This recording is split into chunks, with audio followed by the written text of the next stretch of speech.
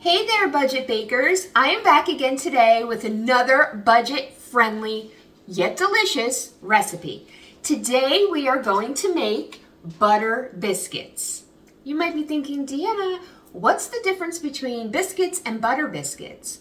Well, I'm about to show you. And it all starts with the butter. So before we get started, I just want to let you know that I ran the cost of this recipe, and it costs anywhere between $4 and $6 to make, so it's definitely a budget-friendly recipe. And the reason that it ranges so much is because I tend to purchase my ingredients when they're on sale, and I have them already, so I don't have to run out and buy everything. So if you're running out and buying everything last minute, it's probably going to be toward the upper end of that. If you look for sales and do sale shoppings, it'll be toward the lower end. So let's just figure between $4 and $6. Okay, so here we go. Of course, let's start with the butter. We are going to start with 1 stick of salted butter, okay? And what we're going to do is I have an 8x8 baking dish here, a glass baking dish, and we are going to place the butter in the baking dish. Oh, I forgot my garbage bag. Go figure. And we're going to pop this in the microwave while we prepare our dry ingredients because we want to melt it in the dish before we add the dough. All right? So I'm going to pop that in there for a minute. If you hear it popping, run over and check it. That's my tip for the day. All right, now in this bowl right here, we are going to add our dry ingredients. So this recipe calls for all-purpose flour. So that's going to be 2.5 cups of all-purpose flour. So let's get that put into our bowl. 1, 2, and another half. Perfect. And then we are going to add, hang on, because I have some ingredients already placed onto this plate. So that's 2.5 cups of flour. And then we are adding 4 teaspoons of baking powder, 4 teaspoons of sugar, and 2 teaspoons of salt. Although I like to use salted butter, it's almost melted. I'm going to put it in there for another 20 seconds. I like to use salted butter. So the recipe originally called for more salt, so I've decreased the salt. And to be honest with you, when I use my teaspoon, it calls for 2 teaspoons of salt. I do not fill up the teaspoon. And that's what I've got here on this plate. The rest of my dry ingredients. Let's see if that's ready. That looks good. All right, so we've got our stick of melted butter here. We're just going to set that aside while we prepare everything else. I've got my oven preheated to 450 degrees. And let's see, it is ready. It's waiting for me. So now this recipe calls for buttermilk. So I'm going to share something with you guys, okay? Typically, we have almond milk or coconut milk or something along those lines in the house. So I rarely have cow's milk. So what I do is I always keep multiple cans of evaporated milk handy. And I use that in the place of milk when a recipe calls for milk. So this recipe calls for, hang on, we're just going to use the same one. It calls for 2 cups of buttermilk. So here's my trick. You might be thinking, okay, Deanna, evaporated milk is not buttermilk. And you'd be correct. So let me open up 1 can of my evaporated milk, and I have shaken them. I shook them before I started, and then I just shook them up a little bit again now. And what I do is I take lemon juice, and I line the bottom of the 1 cup with lemon juice. It's probably about 1/4 of a cup. All right, and then, so I've got that in here, and then I take my milk and I fill up the rest with milk until I get to the 1 cup mark. I give it a little stir, And as you stir it, you will see it is going to start to curdle, and that is creating our buttermilk. Okay? So I'm going to set that over here, and we're going to add 1 cup, and then we're going to do it again because this calls for 2 cups. And I'm making a bit of a mess, but it's okay. I'll clean it up. So let's do that again. About 1/4 cup of lemon juice in the bottom, and then we're going to fill the rest up to the top. Oh, would you look at that? I thought I was going to have to open another can. I had one ready and I didn't need it. So one 12-ounce can of evaporated milk gives us 2 cups of buttermilk because of the lemon juice that we add. All right, so let's add that in. Okay, I'm gonna put that over here. Let me just grab a paper towel real quick and just clean up this little bit of a mess that I made. You know I can't stand that. All right, so now we're gonna mix this together with a fork until it's combined. So like I said, I've got my dry ingredients in here, my flour, my baking powder, sugar, and salt. And now I just added 2 cups of buttermilk. Now you are welcome to use actual buttermilk that you purchased from the store, from the refrigerated section. You could definitely use that also. I just don't always have that here, but I always have the evaporated milk, and this recipe works perfectly with the evaporated milk with the lemon juice. Okay, so that's what I do. Plus, to be honest with you, it's probably a little bit cheaper, a little bit more budget friendly to do it that way. All right, so we just want to mix this until it's well combined. All right, and you want to like make sure you're kind of folding it up from the bottom so that you get all of the flour incorporated with the milk. I am going to add a little bit more flour because the consistency doesn't look perfect to me. So I'm going to add another 1/4 cup flour to this. I don't always have to do this, but it's just what it needs. So I'm going to do it. And then I'm going to stir that up, and that should be perfecto. There we go. That's looking better.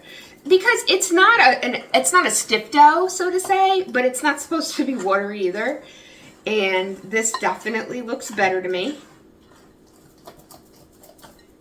All right, so I will show you the consistency of this. That's it. That's our dough. All right, so what we're gonna do now, I'm gonna grab a spatula because I don't like to leave anything in the bowl. I want it all to go in my 8x8 right here. All right, so we're gonna put it in here. Scrape her in.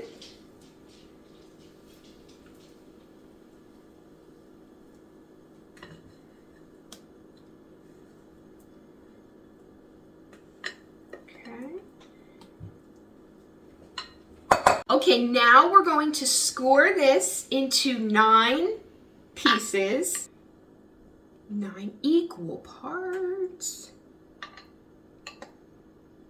That's approximate. Okay, then I'm gonna pop it in the oven and I'm gonna bake it at 450 degrees for approximately 30 minutes. When it's done, I'll be back and I'll show you how I like to top my butter biscuits. I'll give you a hint. It includes more butter. Let's get this put in the oven and then we'll be back.